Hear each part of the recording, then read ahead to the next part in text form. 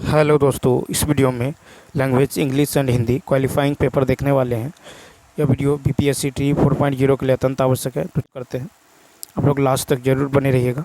कहता है कि read the passage carefully and answer the questions that follow. देखिए पहले पैसेज पढ़ लेते हैं फटाफट। देखिए कहता है कि an old man with steel rimmed spectacles and very dusty cloth sat by the side of the road there was a pontoon bridge across the river and cars, trucks and men, women and children were crossing it. The mule-drawn cars staggered up the steel bank from the bridge with the soldiers helping to push against the spokes of the wheels. The trucks ground up and away, heading out of it all. The peasants plodded along in the ankle deep in dust, but the old man sat there without moving. देखिए कहता है कि what was the old man wearing. तो what was the old man wearing, यहाँ पे right answer होगा A option, यानी steel rimmed spectacles and very dusty clothes. Next है, कहता है कि mention those which crossed the bridge beside human being. तो सी ऑप्शन, यानी मेन, वुमेन एंड चिल्ड्रेन। ठीक है, फिर देखिए, फिर कहता है कि who were helping to push the mule drawn carts. तो यहाँ पे पुश किया था 3, यानी 3 का हो जाएगा आपको बी, सोल्जर। नेक्स्ट, फिर कहता है कि what was the state of the road where the peasants were walking. 4 का हो जाएगा बी, यानी डस्टी एंड ड्राई। फिर कहता है कि what was the old man doing while others were crossing the bridge. तो 5 का होगा सी, यानी sitting by the side of the road. Fill in the blanks, कहता the money was divided dot dot my 4 sons. 6 का होगा B, तो the money was divided among my 4 sons. देखिए जब 2 व्यक्ति हो तो वहाँ पे बिटवीन का यूज करते हैं, जब 2 से अधिक व्यक्ति हो तो यहाँ पे एमोंग का यूज किया जाता है। नेक्स्ट, फिर है कि दी सन राइज अर्ली इन दी। तो 7 का होगा आपका बी ऑप्शन। तो क्या होगा, the sun rise early in the summer. Next, फिर कहता है कि from a meaningful word by adding the suffix hood. तो 8 का हो जाएगा आपको सी ऑप्शन। क्या होगा, तो दिए गए सफिक्स से बनने वाला शब्द होगा CHILD, चाइल्डहुड हो जाएगा। क्या हो जाएगा, चाइल्ड। देखिएगा ध्यान से कि मानव समाज की विभिन्न समस्याओं को सुलझाने के लिए हर युग में अनेक जो है विचारक होते हैं, परंतु उनका क्षेत्र प्राय आर्थिक, सामाजिक या राजनीतिक ही रहा है। गुरु गोविंद सिंह जी ने मनुष्य जीवन के आंतरिक और बाह्य पक्ष के समन्वित विकास के साथ साथ जो साहित्य और संस्कृति को भी महत्व दिया है। गुरु गोविंद सिंह के रूप में जो हमें भक्ति, शक्ति और सरस्वती के पवित्र संगम का साक्षात्कार होता है। फिर कहता है कि अन्य विचारक के क्या क्षेत्र रहे हैं। 9 का बी, आर्थिक, सामाजिक या राजनीतिक। फिर है कि मानव समाज में कौन सा समास है। 10 का ए, तत्पुरुष। तो मानव समाज में तत्पुरुष समास है। मानव समाज में तत्पुरुष समास है। इसमें पहला पद मानव, दूसरा पद समाज से संबंधित है। फिर कहता है कि आर्थिक, सामाजिक, राजनीतिक में कौन सा जो प्रत्यय प्रयुक्त हुआ है। 11 का होगा सी, यानी हर्ष, ई अको, इक प्रत्यय। तो देखिए आर्थिक, सामाजिक और राजनीतिक में जो है इक प्रत्यय का प्रयोग हुआ है। इक प्रत्यय से बनने वाला है नागरिक, धार्मिक, मासिक, वार्षिक, साप्ताहिक आदि। फिर है कि उपयुक्त अवतरण का उचित शीर्षक। 12 का सी, तो गुरु गोविंद सिंह जी की देन। 13, सरस्वती का पर्यायवाची। 13 का बी, वीणा वादिनी। सरस्वती का पर्यायवाची वीणा वादिनी है। वसुंधरा पृथ्वी का पर्यायवाची है, और प्रसून जो है फूल का पर्यायवाची है। क्वेश्चन नंबर देखिए 14। फिर है कि वैज्ञानिक प्रयोग की सफलता ने मनुष्य की बुद्धि का अपूर्व जो विकास कर दिया है। द्वितीय महायुद्ध में एटम की शक्ति ने कुछ क्षणों में ही जापान की अजेय शक्ति को पराजित कर दिया। इस शक्ति की युद्धकालीन सफलता ने अमेरिका, रूस, ब्रिटेन, फ्रांस आदि सभी देशों को ऐसे शस्त्रों के निर्माण की प्रेरणा दी कि सभी भयंकर और विनाशकारी शस्त्र बनाने लगे। अब सेना को पराजित करने तथा शत्रु देश पर पैदल पर आक्रमण करने के लिए शस्त्र निर्माण के स्थान पर देश के विनाश करने की दिशा में शास्त्र बनने लगे हैं। इन हथियारों का प्रयोग होने पर शत्रु देशों की अधिकांश जनता और संपत्ति थोड़े समय में ही जो है नष्ट की जा सकेगी, क्योंकि ऐसे शस्त्र जो है शस्त्रास्त्र प्रायः सभी जो है स्वतंत्र देशों के संग्रहालयों में कुछ न कुछ आ गए हैं।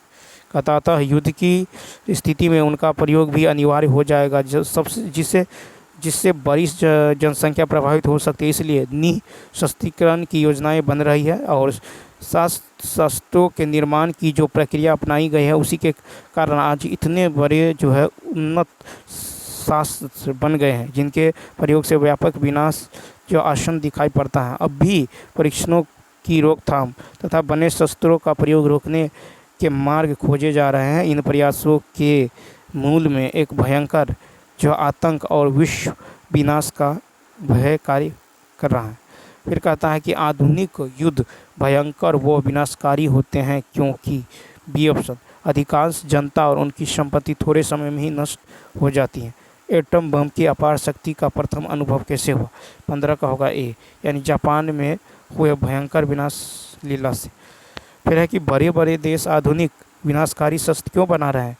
तो ये बना रहे हैं पारस्परिक भय के कारण। भयंकर विनाशकारी आधुनिक शस्त्रों को बनाने की प्रेरणा किसने दी है? तो यह दी है अमेरिका की विजय। इस गद्यांश का मूल जो है तथ्य क्या है? 18 का है सी ऑप्शन, यानी निःशस्त्रीकरण और विश्व शांति। संक्षेपण का विलोम तो होगा विस्तारण। संक्षेपण का विलोम विस्तार। कौटिल्य का विलोम, तो कौटिल्य का विलोम होगा आर्जव, ए ऑप्शन। कौटिल्य का विलोम आर्जव होगा। कहता सरकार ने ऋणों की पूर्णतः माफ़ी कर दी। इस वाक्य में किस प्रकार के क्रिया विशेषण का प्रयोग हुआ है? बी परिमाणवाचक क्रिया विशेषण। सरकार ने ऋणों की पूर्णतः माफ़ी कर दी, इस वाक्य में परिमाणवाचक क्रिया विशेषण का प्रयोग हुआ है। कमीज कैसे फट गई? इस वाक्य में रीतिवाचक क्रिया विशेषण का प्रयोग है। संजय कहाँ घूम रहा है? इस वाक्य में स्थानवाचक क्रिया विशेषण का प्रयोग हो रहा है।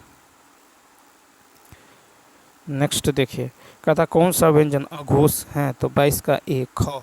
तो ख व्यंजन अघोष है। जिन वर्णों के उच्चारण में आपस में स्वर तंत्रियाँ झंकृत नहीं होती, वे अघोष वर्ण कहलाती हैं। ठीक है, प्रत्येक वर्ग का पहला और दूसरा व्यंजन वर्ण अघोष ध्वनि होता है, जिससे प्रत्येक का पहला और दूसरा क ख छ छ, ठीक है, ट ठ त थ प फ, ठीक है, तो ग ज घ यह घोष वर्ण है। कहता हे नारायण बचाओ, इस वाक्य में कौन सा कारक है? सी संबोधन कारक।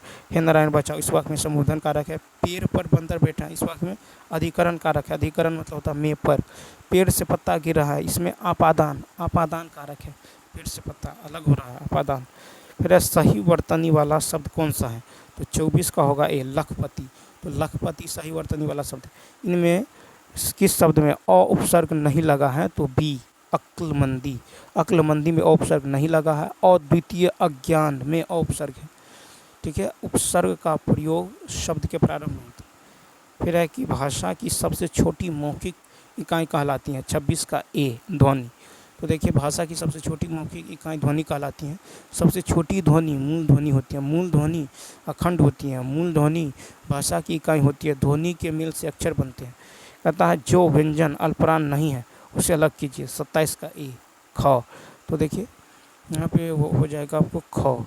तो अल्पप्राण जो है प्रत्येक वर्ग के प्रथम, तृतीय एवं पंचम व्यंजन कहलाता है। शब्दों के अक्षरों पर बल देने को बलाघात कहते हैं। दो शब्दों के बीच थोड़े से मौन को संगम कहते हैं। शब्दों में अक्षरों को तान कर भाव प्रकट करना अनुतान कहलाता है। कहता निम्नलिखित में से रूढ़ शब्द कौन सा है? 28 का बी कमल। तो देखिए रचनाओं, कमल जो है रूढ़ शब्द है। रचना के आधार पर जो है रूढ़, रचना के आधार पर शब्द 3 है, रूढ़, यौगिक, योग रूढ़। जिन शब्दों के खंड निरर्थक होते हैं उन्हें रूढ़ कहते हैं, जिससे रात। ठीक है, रूढ़ शब्दों के योग से बने शब्द को यौगिक कहते हैं, जैसे राजपुत्र।